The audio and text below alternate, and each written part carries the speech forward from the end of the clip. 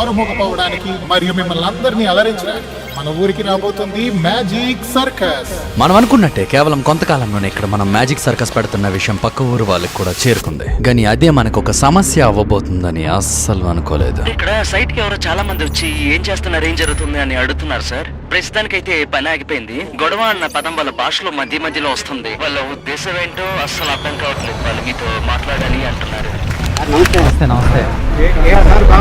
ఈ పలకరింపు మన వాళ్ళు చెప్పిన దానికైతే నేను ఊహించలేదు. మీరెలా ఉన్నారు? మనం సర్కస్ అంటూ స్కూల్ కోసం భూమి ఎవరి దగ్గర తీసుకున్నామో అతను కూడా ఇక్కడే ఉన్నాడు. ఊరంతా ఇక్కడ పెద్దలు అనబడుతున్న వీళ్ళ మాటనే వింటారంట. ఇప్పుడు వీళ్ళలో ఎవరైనా మన సర్ప్రైజ్ ప్లాన్ ని చెడగొట్టబోతున్నారా? మరి మీరు చూస్తున్నారు కదా, మనం ఇక్కడ సర్కస్ ని పెట్టడానికి వీళ్ళు ఒక షరతుని అడగాలనుకుంటున్నారు. వీళ్ళు ఈ ఊరు గురించి అన్ని చెప్పడం మొదలు పెట్టారు. కానీ ఆ షరతు ఎందుకు? మీలాంటి వారు కానీ అభివృద్ధి అయ్యేటట్లుగా చూసుకుంటే ఓకే, గ్రామం నుంచి వీళ్ళందరూ కోరిక మరేదో కాదు. చాలా ఇబ్బంది ఉందండి ఇక్కడ. వాళ్ళు స్కూల్ కోసం అడుగుతారని నేను అస్సలు ఊహించలే. వీళ్ళలో కూడా గతంలో స్కూల్ కట్టడానికి కాంట్రాక్టర్ తో పాటు పనిచేసిన వాళ్ళు ఉండొచ్చు. సో ఇక్కడ మనం చాలా జాగ్రత్తగా వ్యవహరించాలి. రోడ్డు లేని తరుణంలో ఎవరు రాలేదు సార్ ఇక్కడ. అయితే వాళ్ళు చెప్తున్న స్కూల్ గురించి నాకు చాలా తక్కువ ఆసక్తి ఉన్నట్టు వింటూ ఇలా అన్నారు. అయితే మొట్టమొదటిగా ముందు మనం ఇక్కడ సర్కస్ ఏర్పాటు చేసి తర్వాత అదేంటి అన్నది డెవలప్ చేయడం. ఇక్కడ సర్కస్ మాత్రమే వస్తుందని గ్రామస్తులందరినీ బలంగా నమ్మించడానికి ఇది ఒక మంచి అవకాశం. మేము గౌరవంగా ఫీల్ అవుతున్నాం.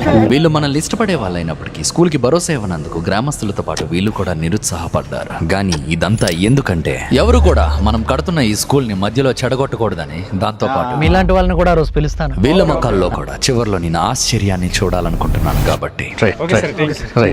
కానీ ఆ రోజు నాకు తెలియదు కనబడే మంచితో పాటు కనిపించని చెడు కూడా ఉంటుందని. ఎందుకంటే ఒక పక్క మనం మ్యాజిక్ సర్కస్ కి వేగంగా పనులను మొదలు పెడుతుండగా ఇంకొక పక్క ఎవరు వస్తారు? ఫారెస్ట్ వాళ్ళే వచ్చారు. ఉన్నట్టుండి ఈ పనుల్ని ఆపమని స్థలం యజమాని అడుగుతున్నారు. ఇక్కడ స్టేజ్ ని కట్టడం కోసమని మనం చెప్పి తవ్వుతున్న ఈ గోయల్ని కొందరేమో కొండల్ని తవ్వే మైనింగ్ కోసం అన్నట్టు మార్చి ప్రచారం చేస్తున్నారు. ఏజెన్స్ లైన్ లో మైనింగ్ అనేది ఏరియాలో ఇక్కడ ఉంది సార్. ఇలాంటి గాలికేసి ఆరోపణలు మాకు కొత్త ఏం కాదు, చాలా చూసామని చెప్పి భరోసా ఇచ్చారు. కానీ ఇదొక ప్రమాదకరమైన సంకేతం. కాబట్టి రాబోయే 15 రోజుల్లో ఎట్టి పరిస్థితుల్లో ఈ స్కూల్ ని మనం పూర్తి చేసేయాలి.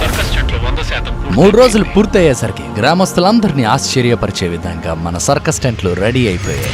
ఇప్పుడు మీకు ఒక డౌట్ ఉండొచ్చు, ఊరికి మధ్యలో ఉన్న ఈ టెంట్లో ఎవరికి తెలియకుండా స్కూల్ ని ఎలా కట్టబోతున్నామని. ఇక్కడ కనిపిస్తున్న ఈ పెద్ద టెంట్ లో మనం స్కూల్ బిల్డింగ్ ని కట్టబోతున్నాం. దానికి ముందున్న ఈ చిన్న టెంట్ లో ఊరంతా నిద్రపోయాక మనం కట్టాలనుకుంటున్న బిల్డింగ్ కి కావాల్సినవన్నిటిని సర్కస్ సామాన్లాగా లోపలికి తీసుకొచ్చి దాచబోతున్నాం. ఈ విధంగా స్కూల్ బిల్డింగ్ ని కట్టడానికి కావాల్సిన ఇలాంటి సామాన్లన్నీ ఇక్కడ పనిచేసే కార్మికులకి, మేస్త్రులకి అందుబాటులోకి రాబోతున్నాయి.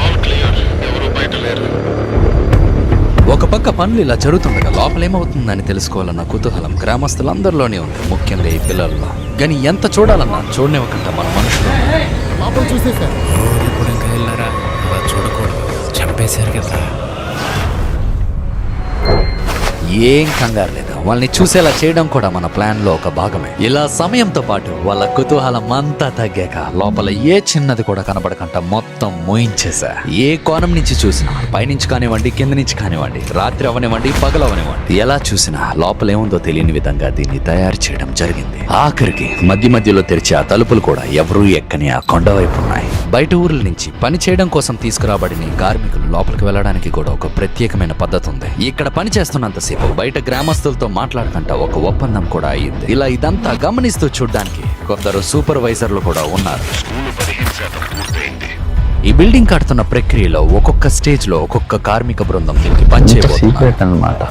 కుదిరినంత మేరకు మనం చాలా ఎంత సైలెంట్ గా వీలైతే అంత సైలెంట్ గా పని చేసుకుంటూ ముందుకెళ్ళిపోవాలి. ఈ విధంగా కార్మికులు మారుతూ ఉండడం వల్ల ఇక్కడ ఏమవుతుందన్న పూర్తి అవగాహన ఏ ఒక్కరికి రాదు. లోపల బిల్డింగ్ ని కూడా స్ట్రాంగ్ గా స్పీడ్ గా అయిపోయే విధంగా కట్టబోతున్నాం. రేపైతే షీట్లు ఎక్కించాలి. మిషన్లు వాడే పని ఉంది. రేపు ఎక్కువ సౌండ్ వచ్చే కూడా అవకాశం. మిషన్లు వాడుతున్నాం ఇక సార్ డ్రైన్ మిషన్. ఎక్కువసేపు ఇలాంటి శబ్దాలు అస్సలు బయటికి వినబడకూడదు. ఎట్టి పరిస్థితుల్లో ఈ రాత్రి గడవకు ముందే ఒక అద్భుతమైన ప్లాన్ ని ఆలోచించాలి. అందులో కాలం ఆడే ఆట ఎలా ఉంటదంటే, రేపు ఆదివారం అంటే అందరూ ఊర్లోనే ఉంటారు. పక్కన ఉన్న చర్చిలో చాలా మంది ఉంటారు. వాళ్ళకి శబ్దాలు వినబడే అవకాశం ఉంది. ఈ పనిని ఈ రోజు పెట్టుకోకపోతే మంచిదేమో సార్. ఏం పర్లేదు. అయితే మీరేంటి ఆదివారాలు వస్తూ ఉంటారా? సహకారం తప్పకుండా. ఆయనకి కూడా ఏంటో తెలియదు కానీ ఎప్పట్లాగే వాళ్ళ ప్రార్థన అయితే జరగబోతుంది. కానీ ఈరోజు కొంచెం సౌండ్ ఎక్కువ ఉండబోతుంది అంతే.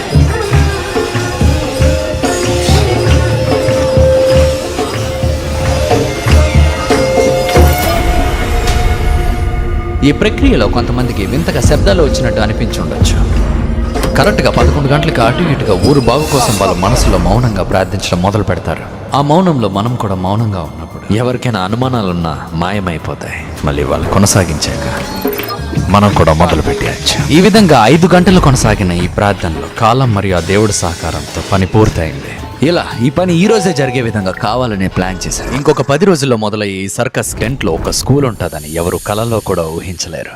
ఇలా మన ప్లాన్ లో గెలవడానికి ఎలాంటి అడ్డంకులు వచ్చినా ఎలా కొట్టాలి?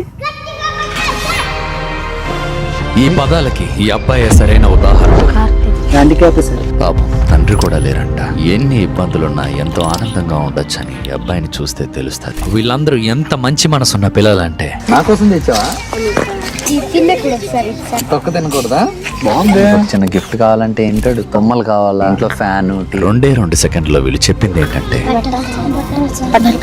ఏదో సర్టైన్ తీసుకుంటారు సార్. వీళ్ళకున్న 3 జతల్ని ఆనందంగా నెలంతా వేసుకుంటారు.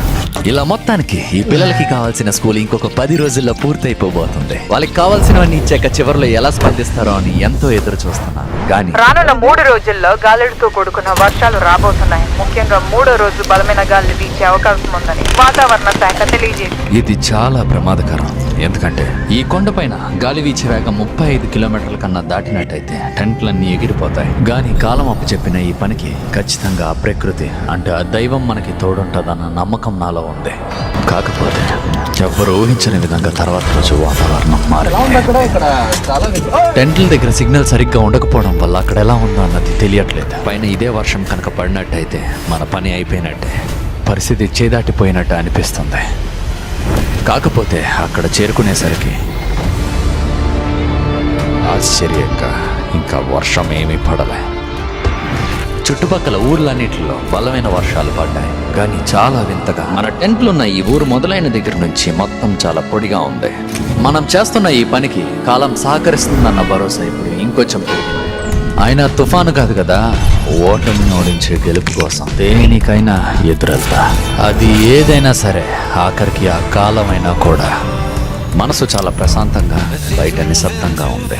కానీ ఈ ప్రశాంతత తుఫానుకు ముందు వచ్చే సంకేతం అని నేను ఊహించలేదు. సమస్య ఏంటంటే మనం ఇక్కడ ఎక్కువ మంది లేము. కార్మికులేమో లోడ్ తేయడానికి పక్కూరు వెళ్తే మన స్టాఫ్ లో ఇంకొంతమంది ఏమో నేను అడిగిన 2 ఖాళీ లారీల్ని తీసుకురావడానికి వెళ్ళారు. మన టెంట్లని కాపాడుకోవడానికి ఇవి మనకి చాలా అవసరం. వాళ్ళకి ఫోన్ ఎన్నిసార్లు ప్రయత్నిస్తున్నా సిగ్నల్ సరిగ్గా లేదు. మనకి సమయం ఎక్కువ లేదు. ఈ టెంట్కి ఏమైనా అయితే మనం ఓడిపోయినట్టే. అది మాత్రం జరగనివ్వకూడదు. ఎలా అయినా పక్కూరులో ఉన్న మన కార్మికుల్ని సహాయానికి తీసుకురావాలి. కాకపోతే అప్పటికే ఆలస్యం అయిపోయింది. 2 వీలర్స్ వెళ్ళదు ఇక్కడ. ఇక్కడ మట్టి ఎలాంటిదంటే నీరు తగలగానే కరిగిపోయి జారిపోయినట్టు అయిపోతుంది. ఇప్పుడు ఇదే మట్టి వల్ల ఇంకొక 4 గంటల్లో మన టెంట్ కూడా కూలిపోబోతుంది. ఈ విధంగా కర్రలు దిగ్గొట్టిన చోట మట్టి బలహీన పడిపోవడం వల్ల ఇప్పటికే టెంట్ ఒక పక్క వంగిపోయింది. ఇది ఏమీ తెలియని నేను టెంట్ దగ్గర చేరుకునేసరికి కళ్ళ ముందే అంత బలంగా పాతిన టెంట్ కూలిపోయేసరికి ఏం మాత్రం అర్థం కావట్లే. నిల్చోబెట్టండి. ఇన్నాళ్ళు మనం పడిన కష్టం, మనం వేసుకున్న ప్లాన్ సక్సెస్ అవుతుందా లేదా అన్నది ఇప్పుడు మన చేతుల్లో ఉంది. కానీ నేనైతే వదలను. చెయ్యదగినా కాళ్ళు జారి ఎంత కష్టమైనా సరే, ఎంత దూరం వెళ్ళాలన్నా సరే, 3 మనుషులకి ఈ థాట్ని ఆపడం ఎంత కష్టం అవుతుంది అన్నది మీరు కూడా చూడొచ్చు. ఇక్కడే మన బిల్డింగ్ కడుతున్న టెంట్లో తేడాని గమనించా. అస్సలు అర్థం కావట్లే. గాలి అంత లేకపోయినా ఎందుకు ఇంత బలంగా పాతిన టెంట్లు వంగిపోతున్నాయి? ఎందుకో మట్టి, ఈ మట్టికి నీళ్లు తాకుతుంటే కరిగిపోయినట్టు అయిపోతుంది. ఎక్కడ నీళ్లు నిలవడకంట వేగంగా కాలువలు తీయాలి. ఇప్పుడు ఎంత నీరు పడినా నేరుగా కాలువల్లోంచి బయటికి వెళ్ళిపోతుంది. ఇప్పుడు నీటిని పీల్చుకోవడానికి తడిగా ఉన్న మట్టి మీద పొడి మట్టి తవ్వి వేయండి. ఇలా కొంతసేపు గడిచాక వాతావరణం ప్రస్తుతానికి అయితే చల్లబడింది. ఒక పెద్ద యుద్ధమే జరిగింది. అందరూ అలసిపోయారు. ఈ బలహీన పడిన టెంట్ కి ఇంకొకసారి కనుక బలమైన గాలి వర్షం కనుక పడితే ఇంకా అంతే. కానీ మీకు తెలుసు కదా, ముఖ్యంగా 3వ రోజు బలమైన గాలి వీచే అవకాశం ఉంది. ఈ రోజే ఆ 3వ రోజు. ఈ ఒక్క రోజు దాటితే మన సర్ప్రైజ్ ప్లాన్ కి ప్రమాదం లేనట్టే. గుడ్ ఆఫ్టర్నూన్ నిన్న రాత్రి తెగిపోయినది. కానీ ఎంత ఆశ్చర్యం అంటే పగలు లెగిసేసరికి గట్టిపడిపోతుంది. కొంచెం ఈ కర్రలు అవి కొంచెం ఇచ్చాడు కొంచెం బలపరిచే విధంగా. మనం ఓడిపోకూడదంటే నిన్నట్ల గాలి వర్షం వచ్చే లోపల ఈ 2 ఖాళీ లారీల్ని పైకి తీసుకెళ్లిపోవాలి, లేదా టెంట్లు కూలిపోయినట్టే. ఈ లారీలకి ఇంత డబ్బులు ఖర్చు పెట్టి ఎందుకు తీసుకొచ్చాం సార్? అది కూడా ఖాళీ. కాకపోతే ప్రతి దగ్గర ఏదో